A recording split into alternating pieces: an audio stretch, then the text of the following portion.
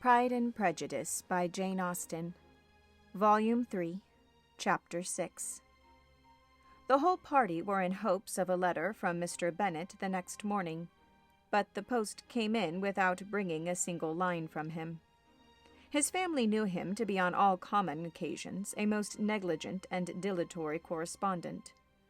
But at such a time they had hoped for exertion. They were forced to conclude that he had no pleasing intelligence to send, but even of that they would have been glad to be certain. Mr. Gardiner had waited only for the letters before he set off. When he was gone, they were certain at least of receiving constant information of what was going on, and their uncle promised, at parting, to prevail on Mr. Bennett to return to Longbourn, as soon as he could, to the great consolation of his sister, who considered it as the only security for her husband's not being killed in a duel. Mrs. Gardiner and the children were to remain in Hertfordshire a few days longer, as the former thought her presence might be serviceable to her nieces. She shared in their attendance on Mrs. Bennett and was a great comfort to them, in their hours of freedom. Their other aunt also visited them frequently, and always, as she said, with design of cheering and heartening them up, though as she never came without reporting some fresh instance of Wickham's extravagance or irregularity, she seldom went away without leaving them more dispirited than she found them. All Meryton seemed striving to blacken the man, who, but 3 months before, had been almost an angel of light.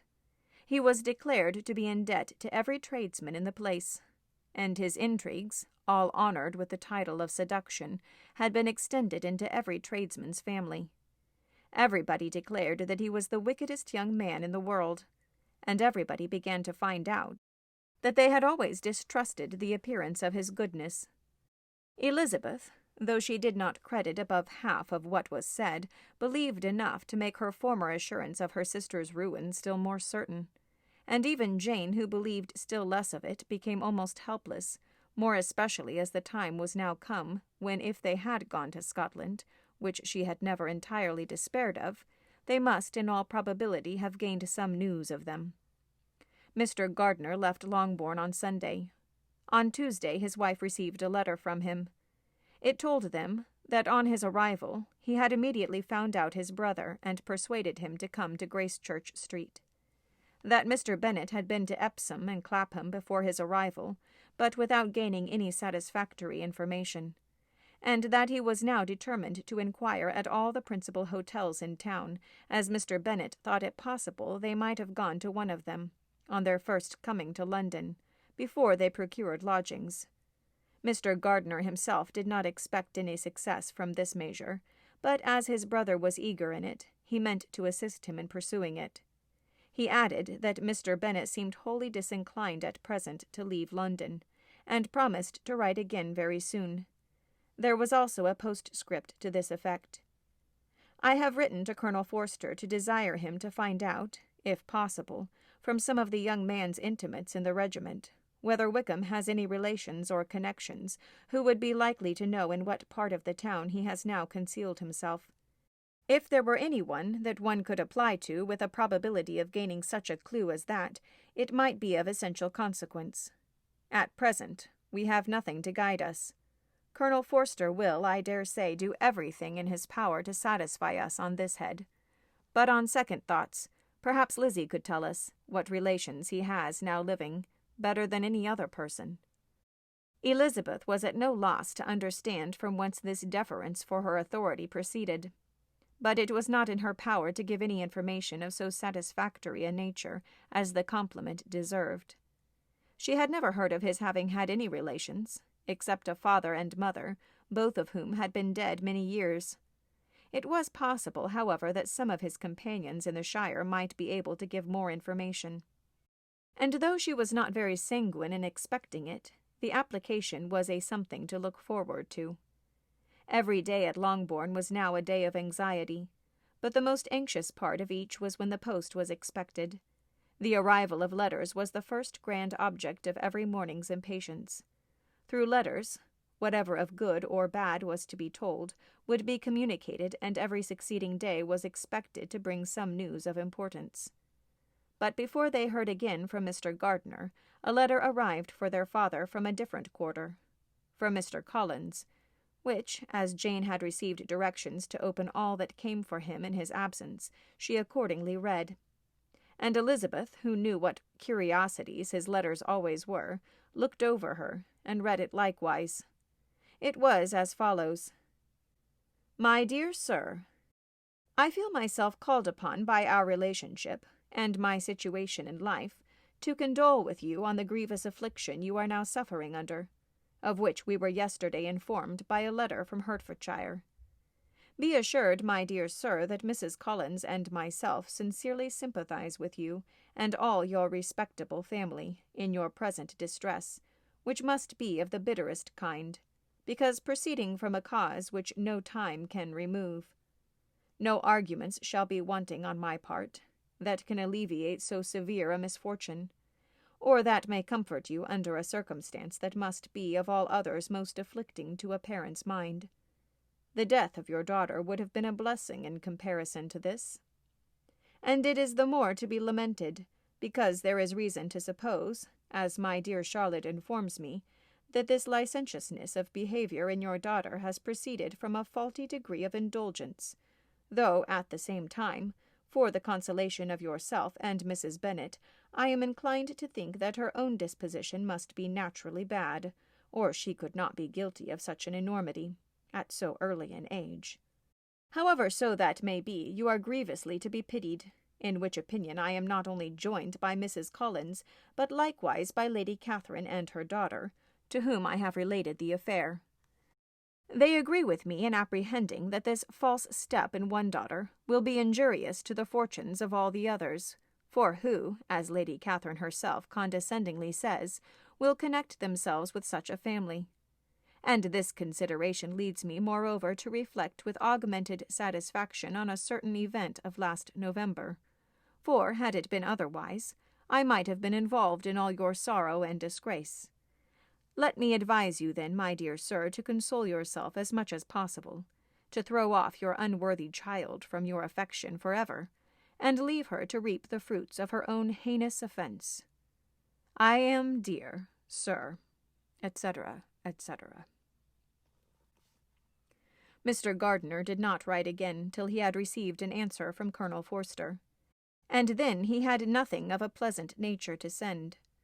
It was not known that Wickham had a single relation, with whom he kept up any connection, and it was certain that he had no near one living.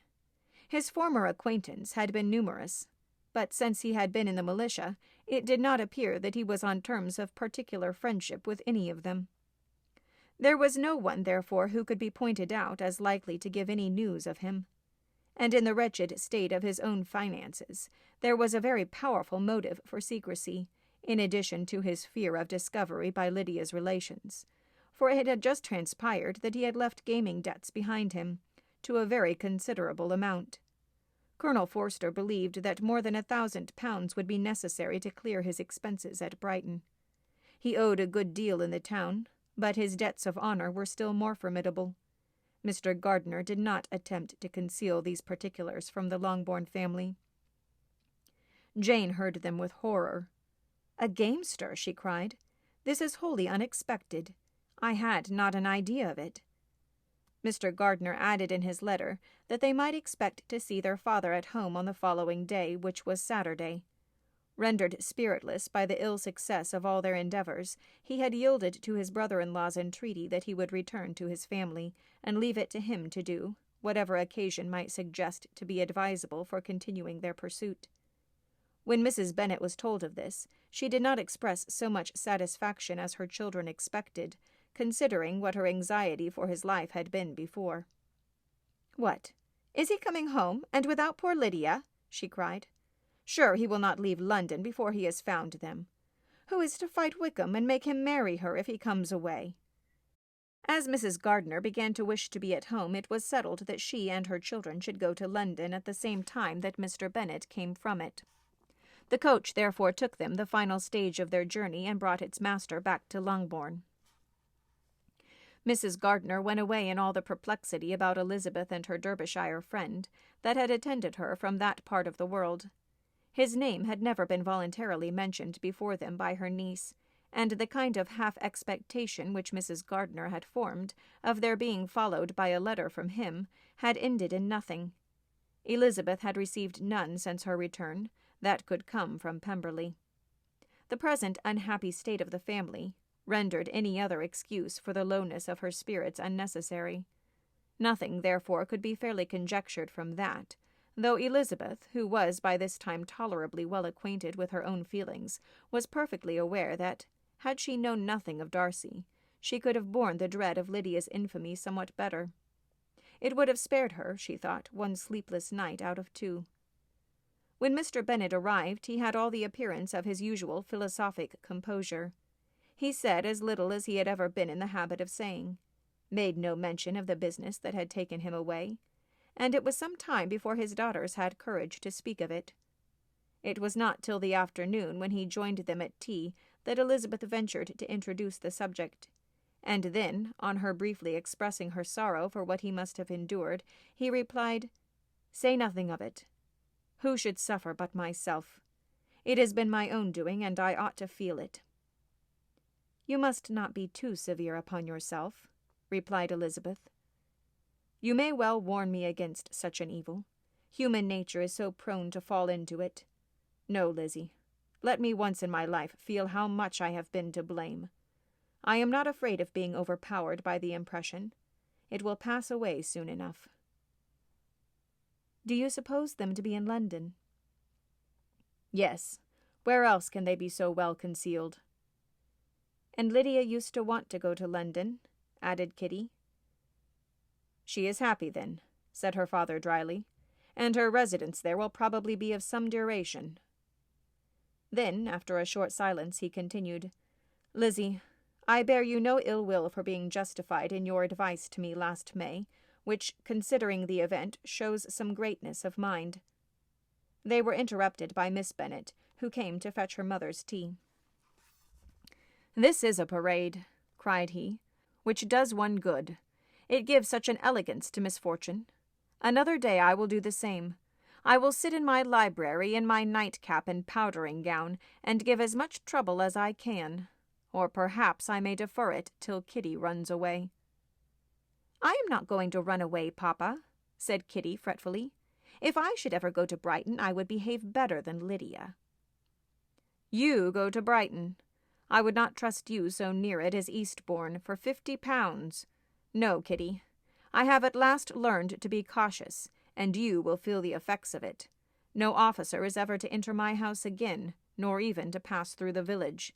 Balls will be absolutely prohibited, unless you stand up with one of your sisters, and you are never to stir out of doors till you can prove that you have spent 10 minutes of every day in a rational manner."